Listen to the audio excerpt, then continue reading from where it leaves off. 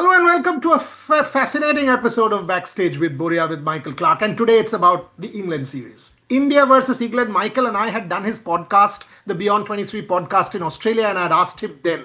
I had said, "Do you give India a chance?" And he said, "Yes, I do." And he had mentioned Jasprit Bumrah. He had said, "If Jasprit Bumrah is playing, I do give India a chance." And then he went on to describe why. Thankfully, Jasprit Bumrah is going to play. Will possibly not play all, but will play. And by the way, Michael also had a chance of speaking to Jasprit Bumrah during the IPL. Michael, how do you set up the England series for me? Do you still give India a chance?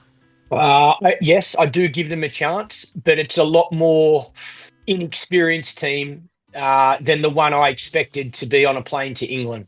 I think no Rohit Sharma, no Virat Kohli. It's huge.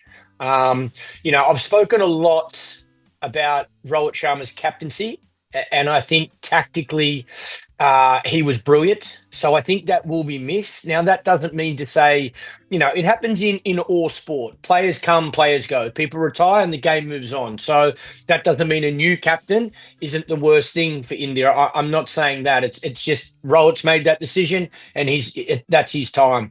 Virat, he's batting, an absolute superstar.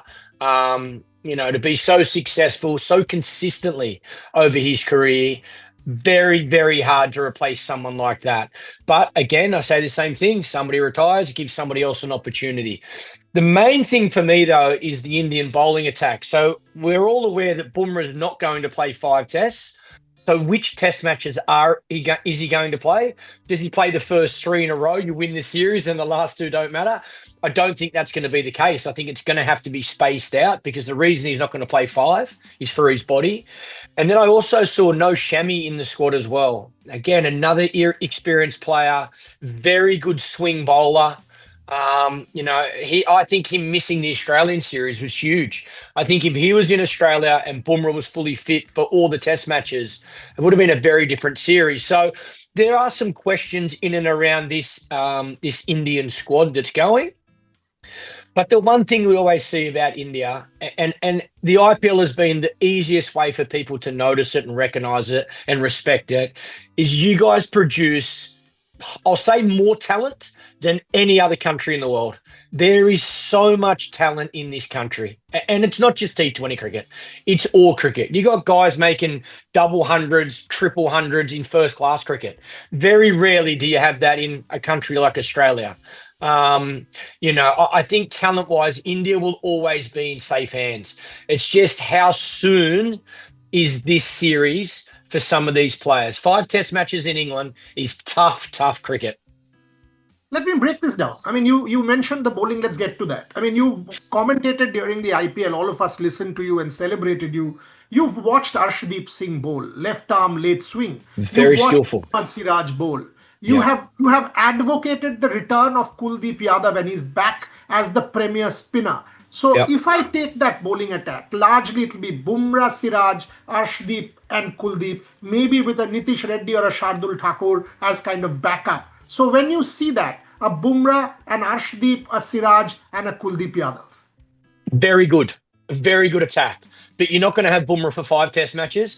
And Shami, it's the experience as well. That's the key. Look, again, I think there's enough talent to win the series in the Indian squad. It's just experience. And like I say, I found playing in India and playing in England in test match cricket the 2 hardest places. They're the 2 biggest series, but they're the 2 hardest places to win. England is just one of those places that you need confidence, you need self-belief, and playing in the conditions and having success there generally gives you that. So for a lot of these players, it's going to be their first time to play a 5 test match series in those conditions. Now, that doesn't mean you can't win. The positive with that is you can play fearless cricket because you don't know what you don't know. So you don't have scars or you don't have fear. So that could be a positive.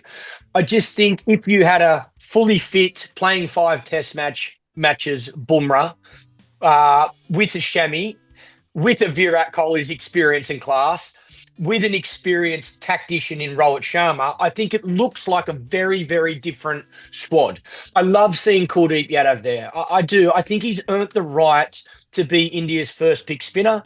I think he's a match winner. I think he's an X factor. And I think he will be defining. If India wins the series, I think Kuldeep Yadav, he could be the difference. He's that big a player, in my opinion, in this Indian team. He was on my show. He was on my show, and I had a long interview with him, and he said, I mentioned what you said to him, by the way. I said it on the show, and he said, very kind of Michael Clarke. But what he went on to say is, he said, with experience, I'm calmer. I'm trying to read the batter in the mind. Yes. That's where the change is, not just the pace and all of that in the bowling, but I'm trying to outwit the batsman in the mind and anticipate what the next shot is. So Kuldeep seemed to me to be in a very good mental space, which should be good for India. He's as confident and bowling as well as I've ever seen him. He is so ready for this opportunity. I think, with a lot of players, and it takes time, but once you feel ready to own your position, it's the best feeling in the world. You want, as a bowler, you want the ball in your hand. When the team's under pressure, you want to bowl those overs. When you need a wicket, you want to bowl. As a batsman, it's the same. You nearly sit there waiting to bat, hoping somebody gets out because you want to get out there so badly. That's when you know you're playing your best. And I think Kuldeep is one of those guys at the moment that he wants the big stage. He wants the pressure moment. He believes he can win India a game of cricket. He believes he can take a wicket when no one else can. You want those guys in your team.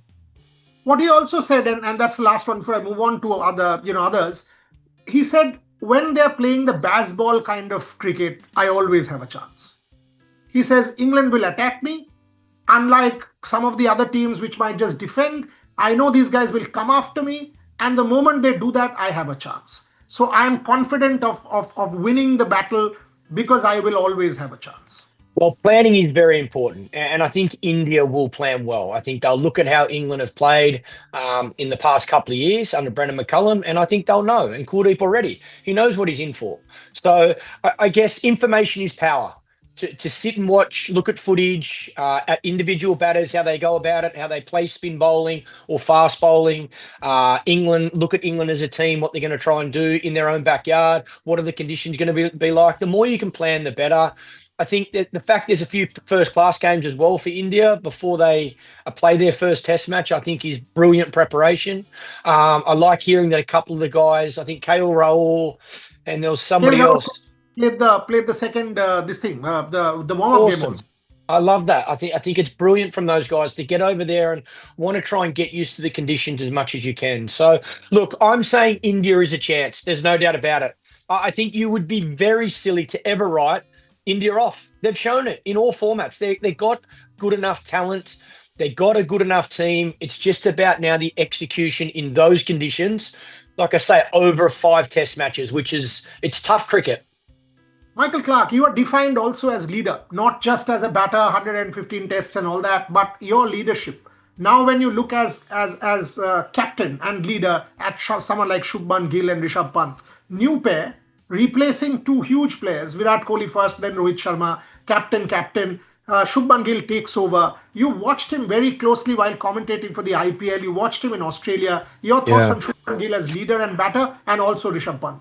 Yeah, look, I like them both. I really do. I think Risha makes a very good vice captain. He's the wicket keeper as well, so he's in a good position to be involved with the game every single ball and to communicate with his leader, with his captain.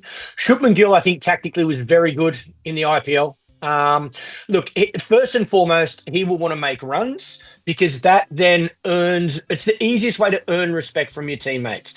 Captaincy is something on top of that. I think it's going to be a challenge for anyone that's captaining 5 test matches in England because it's tough cricket. But I think Shubman, I think he can do it. I think tactically he's good enough. I think we have to be patient and give him time.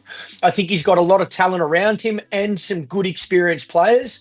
To me, someone like Bumrah on that tour, I think Bumrah did a very good job when he captained in Australia. So if I'm Shubman, I'm trying to go and speak to these players, use those senior players, use players that have led before. I think that's really important, and I think he'll do that. Look, I don't know him that well, but he seems like a really good guy. He seems like the right character to lead. He loves winning. Technically batting, I think he's a superstar in the making. I think he's got all the shots. I think he's a three-format player. I think he just needs some time. He'll get that self-belief in Test cricket, and I think he's good enough to dominate Test cricket. There's no doubt about it. I just think with the captaincy, everyone just has to be patient, give him some time, but tactically in the IPL, I thought he did really well. And Rishabh Pant, real solid test match player. That is his favoured format. He got 100 in the last game, which should give him a little bit of confidence. But more importantly, in red ball cricket, that's the format Rishabh Pant prefers. Yeah, look, I was so happy for Rishabh Pant to see him make 100 in that last game. I just think he's one of those players everyone wants to see do well. It's a couple of years. There's been some tough times as well, coming back from surgery, and a lot of talk. Will he play cricket again? He's worked so hard. He deserves good results. So I saw him after the game when he made that 100 for LSG, and I was over the moon for him. He's the star. There's no doubt about it. Again, all three formats. He's around the group all the time. His keeping gets better every single day. I think he kept really well throughout the IPL. Again, he had challenges with batting, but that's what I'm saying. You're trying to be wicket keeper, top order batsman, captain as well. And highest paid player. There's a lot that goes into, your body, your mind can only take so much. So he's got to try and find a way in regards to IPL to balance that out, to get the best out of him. He did it in the last game with the bat. I've no doubt he will find a way to do that. I like him being vice captain. I think he'll be very important for Shubman Gill. I think they've got to work together. But yeah, he's been phenomenal in Test cricket already. Throughout his career, he'll continue to get better. Rishabh Pant. I think he's very confident with his own game at the moment. I think the vice captaincy will help that self-belief as well. And like I say, I think you got two guys now, captain and vice captain. Then, if all goes to plan and they play the cricket that they want to play, they could be there for a long time. You watched this guy very closely. You commentated in the semi-final, the playoffs, in the IPL, the final. You've seen Shreyas Iyer very close, evolve in this IPL as leader and all of that. India has picked Karun Nair. India has picked Sarfaraz Khan in the A team and Karun Nair in the main team. Would you have advocated the inclusion of Shreyas Iyer because of the form that he is in, plus the leadership and all of that? Trick missed. Look, 2020 cricket is different to Test cricket. I don't know Shreyas Iyer's first-class record last year, so I don't know. I'm assuming with an average of 70. I was going to say, I'm assuming it would be good. He's batting beautifully. There's no doubt about it. Look, at the end of the day, the selectors pick who they think is best for that tour, and they go with that. And I'm not one to be critical. It's not the Australian team. I don't know enough about all the players, I think, to get involved with that. I think the one thing with Shreyas Iyer that has impressed me, the last game against Mumbai Indians, I was on commentary and I made it very clear. Shreyas Iyer wants to play for India. He wants to be spoken about like all these great players. Then this is the moment. He has to stand up in that semi-final. And he did. He batted a class above everybody else. He owned that moment, owned that stage, got his team home. His team were losing wickets. He was brilliant. Now, that's what international players do. They can own that and they can win the game off their own back. Now he's got the final as well of the IPL. Same thing. The expectation doesn't change when you're one of the best players. Virat Kohli, every time he walks out to bat, that expectation is there. Now, Shreyas Iyer, same thing. If he continues to perform like this, I don't think you can continue to not select him. All you can do is score runs as a batsman, stand up on the biggest stage, and then the selectors will have to pick you.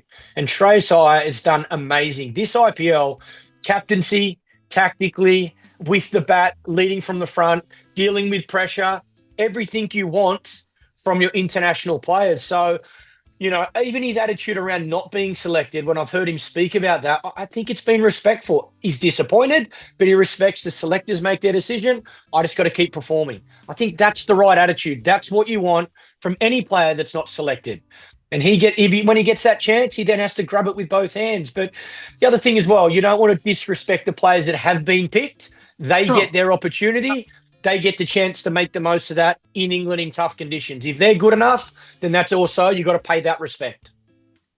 One more question on India before my final couple of questions on England. KL Rahul, again, back at opening, will be massive. In Australia, he looked good at the start of the series. Yeah. sort of moved him up and down. If KL Rahul bats well at the top of the order, has that extra time, India's opening, Yashasvi Jaiswal, KL Rahul, you have talked about how important that is. And a key player at number 3 may be Sai Sudarshan. Again, someone you watched very closely for Gujarat Titans. So word on KL Rahul, Yashasvi Jaiswal and Sai Sudarshan. Your analysis if the 3 can stand up in England. I think it's a really good 3, to be honest. I think the 2 openers complement each other. KL Rahul in Australia was phenomenal. When he opened the batting, his discipline to let the ball go, I think, was so important and will be so important in England conditions. Now, sometimes in England with the Duke ball, it can be good to bat for the very first 10 overs, because the ball, when it's brand new, mightn't swing as much.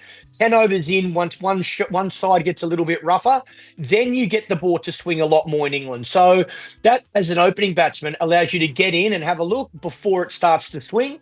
So again, a lot will depend on what pitches they prepare, and most importantly in England, what the weather's like above. When the sun's out, it's as good as batting as anywhere in the world. When it's overcast, the ball can move around. I think KL technically, he can adapt to that. He's got good defence. He's very balanced, front foot, back foot, leaves the ball well. That's what I saw in Australia. And that's what I've seen throughout his career. Again, I think he goes into this series full of confidence, and that's important.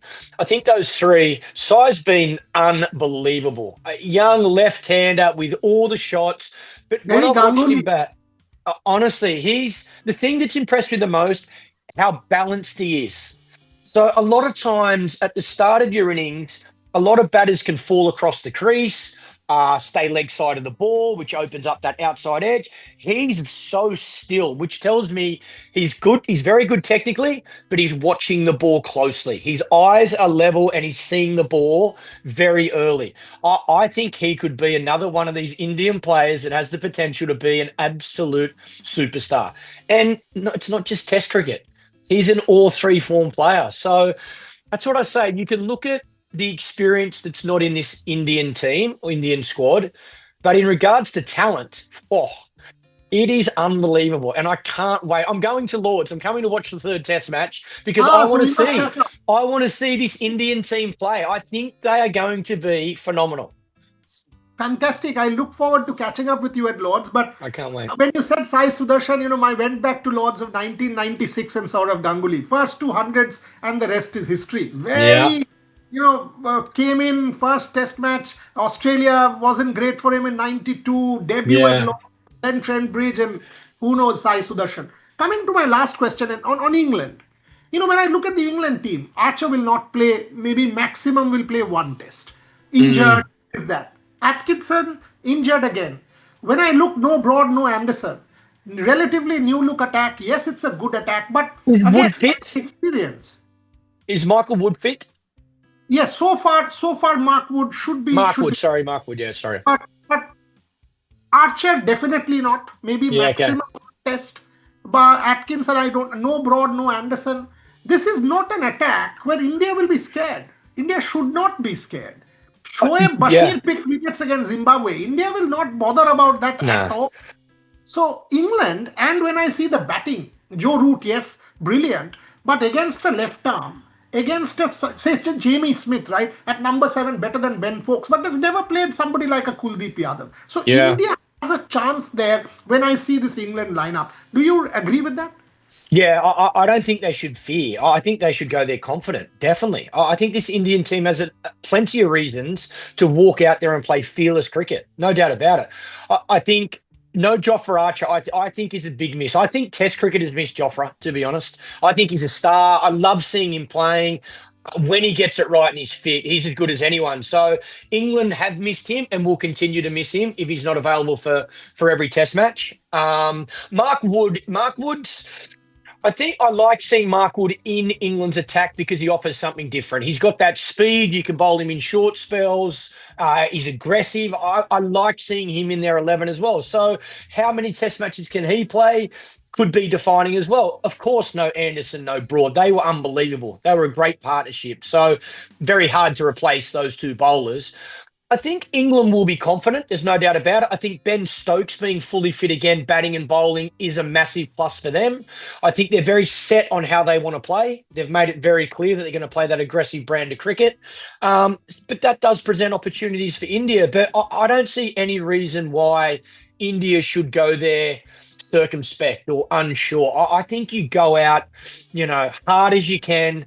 Play the brand of cricket that this team's best playing. Back the individuals to play their natural game, and you've got that youth now, or you've got those players now in your squad that haven't been around for a long time. So there should be so much energy, excitement, yes, some nerves, but I think embrace that. I think it's exciting for this Indian team. I think we will always remember Virat and Rohit. They're no longer a part of this test team. And I think they deserve so much respect for what they've given Indian cricket, not just test cricket, but Indian cricket. So I think the best way to pay that respect and pay it forward is to walk out there and play the greatest brand of cricket that you know. Play the way you love watching Rohit bat, or Rohit captain, or Virat bat. In the field, create that energy that you see Virat Kohli still create in the IPL. I think their legacy is the way they played. And now these young Indian players get the opportunity to go and start their own legacy. Beautifully said. Beautifully said. I'll end there. Prediction? You see India competing, winning at least 1, 2? Well, no, I'm still. Look, before Virat and Rohit retired, I had India winning the series. And then I had Australia beating England in our Ashes series as well. I'll say it's going to be tied. It's going to be 3-2. There you go. I'm going for India. I'm going to watch the Lord's Test. I'm going to watch India play at Lord's. I don't ever watch Australia play at Lord's. So I'm going for India. I want India to win 3-2. Fantastic, Michael Clarke. Absolute joy. We'll catch up at Lord's and wherever you want. I mean, Can't wait, buddy. Smooth, unless you get mobbed. The drink is on me. The meal is on me. So everything is on me if India does well at Lord's. I can't wait. Saurav, me and Nasser had taken one of those next to Swiss Park, one of those ice cream places. Really nice. We are up for one. So I can't wait to see you, buddy. Michael Clarke, always a pleasure. Absolute Thank you, man. Talk to you. Thank you very much. Very kind, buddy. Thanks for having me.